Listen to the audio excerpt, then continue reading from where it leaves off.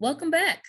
So, if you saw the last video, the end of the last video, my study abroad experience part one, I was like, I don't want this to be mad long. I am a storyteller at heart because I will tell you every single detail that you might need to know, don't need to know, because I think it adds to the story. But anyway, the first video was going to be like 45 minutes long. And I was like, that's way too long for a first video. So part one is up. Check it out. This is the beginning of part two. Thanks again. I'm not shooting. I'm just saying. There was a huge lack of communication with who we were supposed to be meeting there. And, now we know why.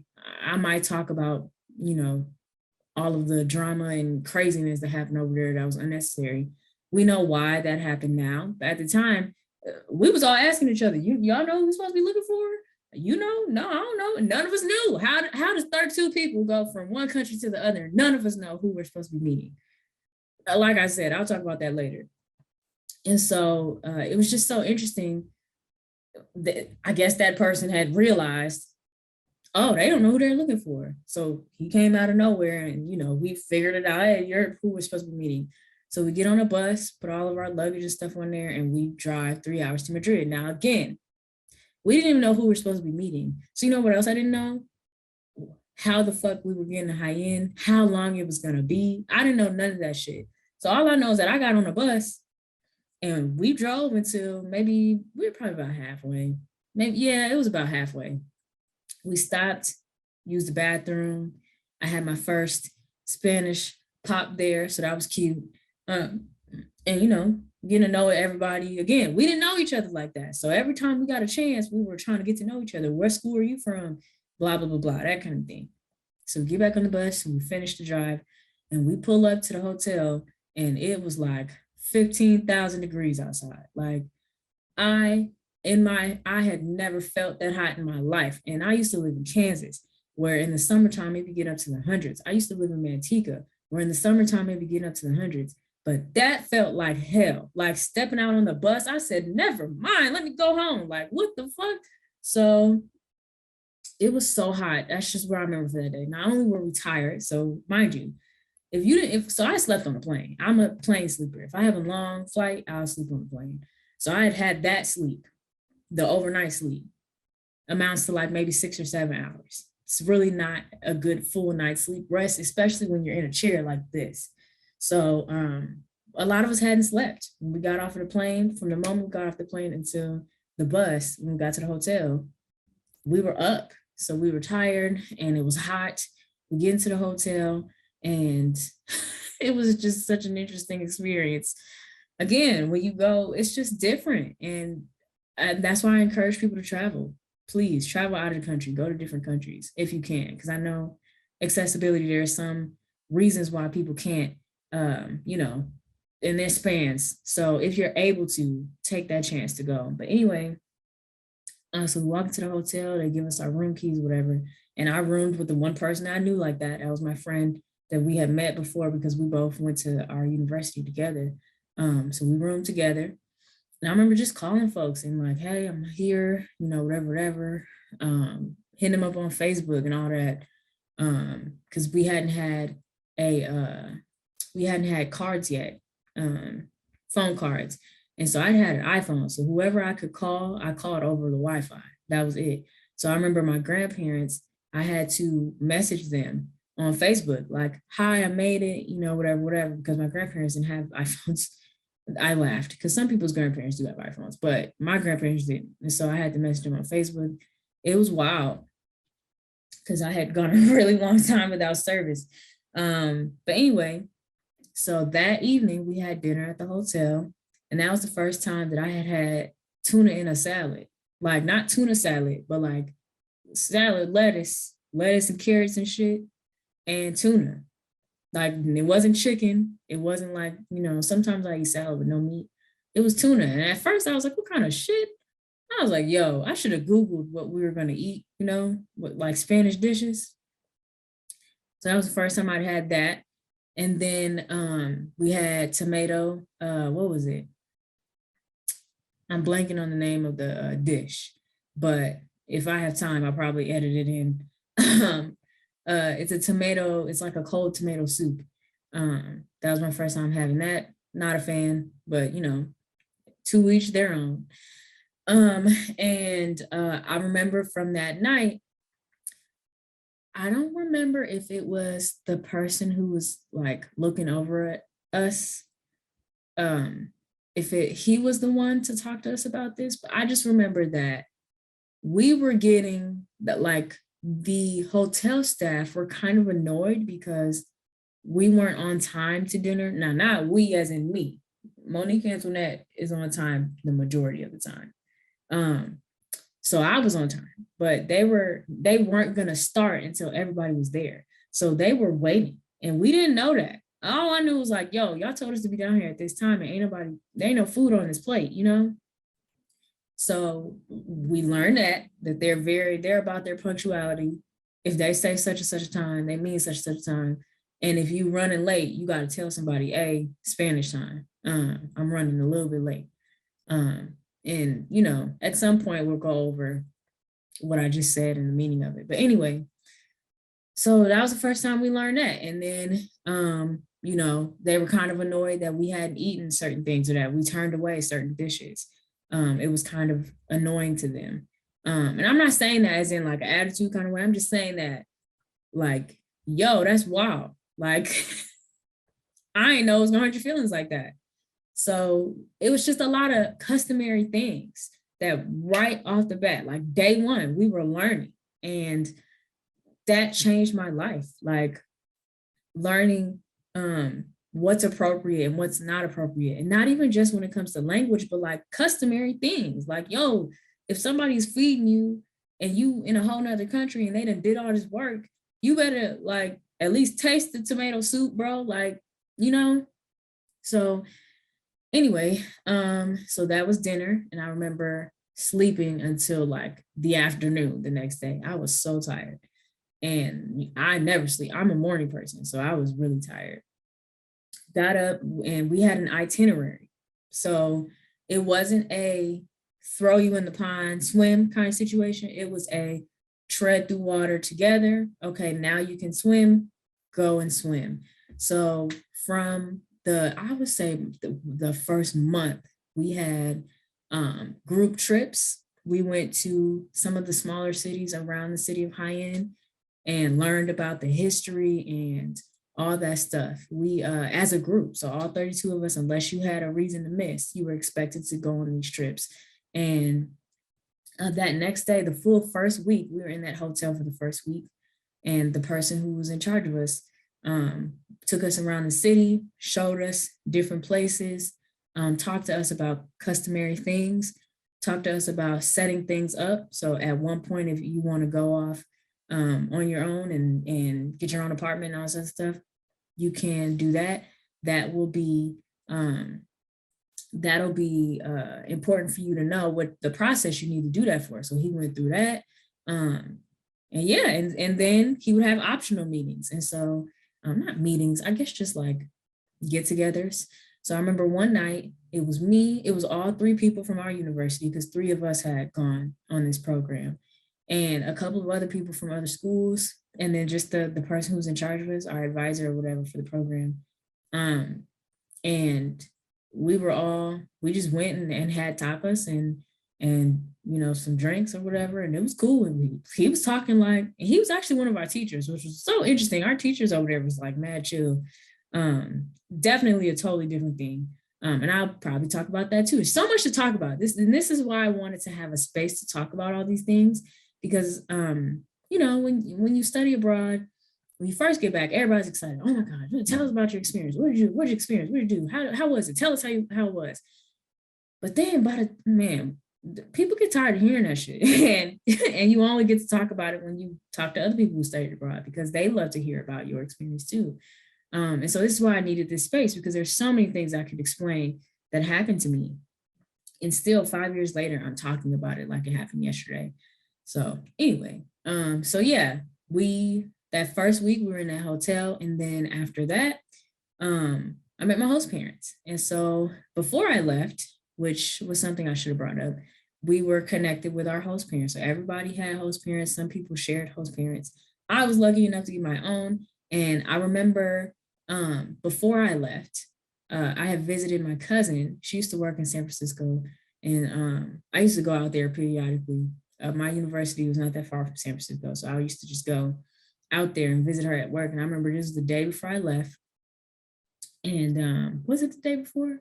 It might have been the day of. I can't remember. It might have been the day of. No, it was the day before. And I went out there and we were just talking and we had gone to lunch, I think.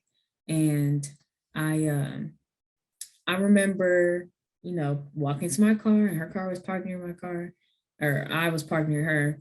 And I looked her dead in her eyes. I started crying. Like I'm talking about full on like crocodile tears. Like you would thought something was wrong with me. And she didn't know what was going on. She was like, what is going on? And so, of course, she hugged me like, you are going to be okay. Because I was like, this is my first time. Again, this is my first time going this far away from my family before. I had never been this far away. So it was a lot.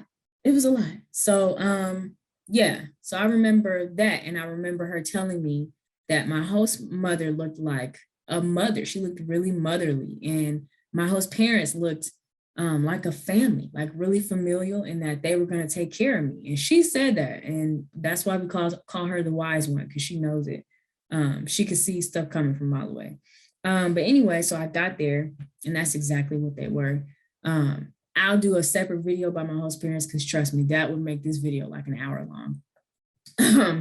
And so, yeah, when I say they're the best thing that came out of this whole experience, there's nothing that compares to it. Yes, I traveled to like 20 different countries, or 10 different countries while I was over there. Now I'm at 20 in general, which is why I said that. And I met so many amazing people, and I did so many amazing things, and I pushed the limits, and I trusted myself, and I believed in myself. But hands down, the best thing that came from my study abroad experience was meeting my host parents. And like, of course, I'll go into huge detail in another video, but just to give you a sense of why that was, they didn't know me very well. We had only messaged a couple of times back and forth. So if you see me doing this, because there's a stupid fruit fly that's like flying in my face, probably because all these lights. But anyway, so they didn't know me very well, but they took care of me like I was their child. They looked over me and made sure I needed anything and everything. And like, I just can't even thank them enough. And I still talk to them 5 years later. And they're still doing things for me. And I try to go over there every year. COVID just happened, so I missed out on going over there 2021. But I try to see them at least once a year. And because they really made a strong impact on my life, and you'll hear more about it in that video. So I stayed with my host parents for about a month. And then I decided to go out and get my own apartment. And I'll talk about how that process went, and like my host dad helping me look and all this other stuff. Yeah, and so I ended up staying with one American girl from my program, and then one British girl. I haven't checked in on the British one, my girl Lois. Haven't talked to her in a while. But I try to keep in touch with all the people that I meet who are international when it comes to the United States. Because those are relationships, and it's great to have friends outside the United States. But so it was cool. We got to live with somebody from a different country. That was nice. Yeah, and I'll talk about that living experience and all that. And I stayed in that apartment until I left Spain, and that was the setup. So a week in the hotel, a month with my host parents, and then the rest of my time I spent in Spain. And so, of course, again, this is a really long video already, so I'm not going to go into detail about all the things that I did. But just as a quick list, again, I traveled to 10 different countries while I was over there. I met new people, made new friends from all over the world, different experiences. I had a spring break trip where I went to like 4 or 5, maybe 6 or 7 cities, all during that spring break week. Went on group trips with each other. So we all wanted to go to a place and we got together and planned it. We all went together, got an Airbnb, all this other stuff. I also had a internship while I was over there for a travel company. And so I'll talk about my experience with that. Got to write a blog Got to win some free trips. So I went on 2 trips for free with that travel company. And yeah, just had a goddamn blast. My grandma came to visit me for Christmas. So she flew over to Madrid and we went to Madrid and Barcelona together. And I just showed Barcelona. She might have flown to Barcelona actually. No, she flew into Madrid and then we went up to Barcelona. So yeah, anyway, so many things happened.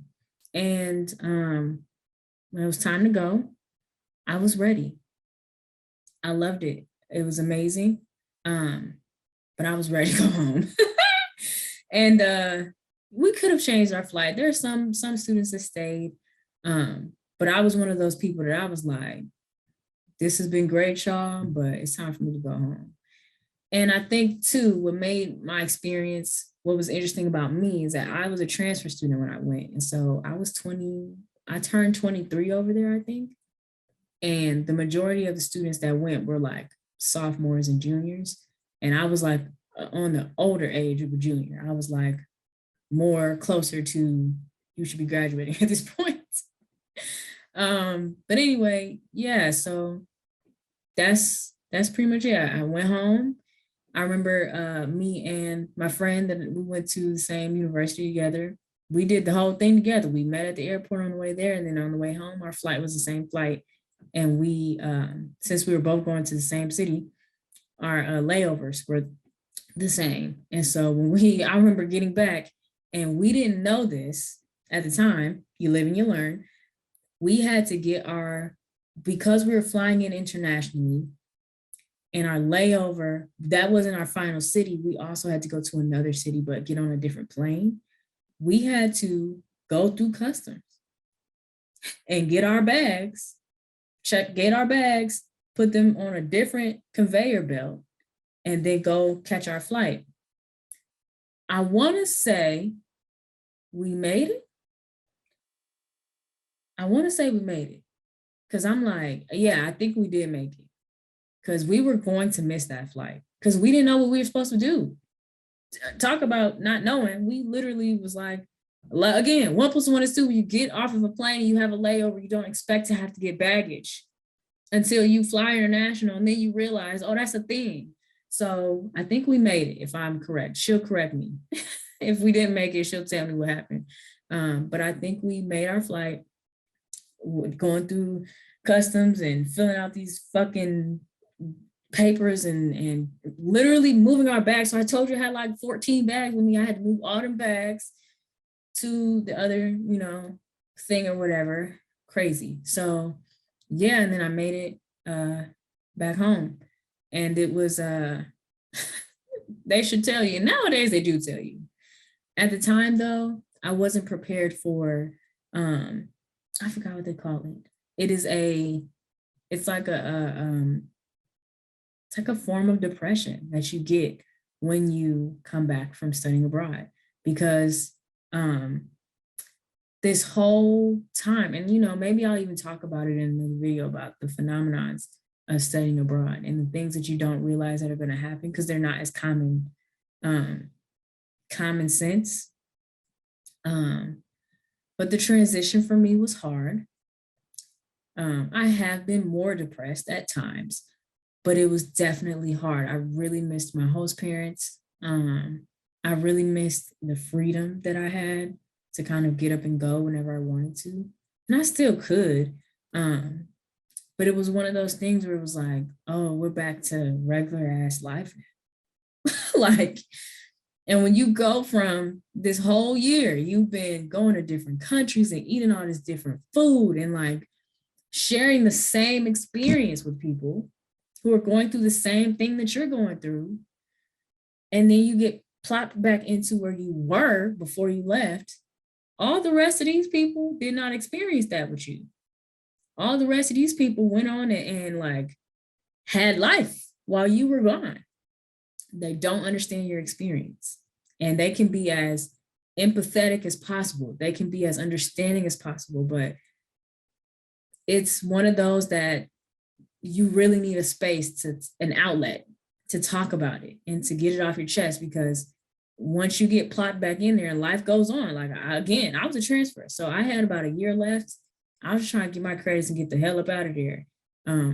While I was abroad is when I interviewed to be an RA. And so that was the turn of, okay, now it's time to graduate. Girl, you've been in school for this long, it's time to finish. And that transition was so quick. And I had a lot to keep me busy, but every time I got a chance, I was thinking about how I missed it and I really wanted to go back. And so that just kind of started me out on going back whenever I can. And, you know, I ain't balling out of control, so I can only go when I can afford it. I always have a place to stay because I met so many people. I was over there. No matter where I go, I got somebody there. But it was just so hard. And so I'll talk about that and what it's called. I can't recall right now, but like the form of depression that you get when you come back from studying abroad. But I'll talk about that as well because it is a huge transition. And nowadays it's becoming more of a conversation. But back when I went, it wasn't something that was discussed. And so I just kind of woke up and realized that a lot of us are feeling like that. We just didn't have a name for it. So anyway, so that was my study abroad experience. And like I said, I kind of briefly touched on a few things. Periodically, I'll release more videos and talk more about my experience and how it was so life-changing for me. And I guess what I'm hoping for, I was thinking about this. I remember when before I went, I was looking at YouTube for other Black girls that study abroad, and I didn't come across too many videos. And I was like, that's gonna be me. So this channel has been a long time coming. When I was looking for people to watch before I even went abroad, I was planning to do this. And so I'm hoping that whatever I say, and that there are some young Black girls that come across my video and find inspiration or motivation to go abroad, or just by listening and hearing that this is something that I did, can be used as a form of representation for them to show that no, people do go, Black people go. You just gotta find us. So anyway, I've talked a lot, and I know it's gonna be a lot of editing in this video. Maybe not, because I've decided that I don't feel like I need to edit that much. Maybe further on and people start watching more and people start talking about what could be better with my videos, I might start editing more, but I feel like this is who I am. This is how it comes out. So hopefully you enjoy it. And I hope you all enjoyed my study abroad experience. Again, I'll talk more periodically about all the things that I experienced in much more detail. I just wanted this to be a brief, this is what happened. So again, like, subscribe, share with your friends, your family, all that good stuff. And I appreciate y'all for watching. All right.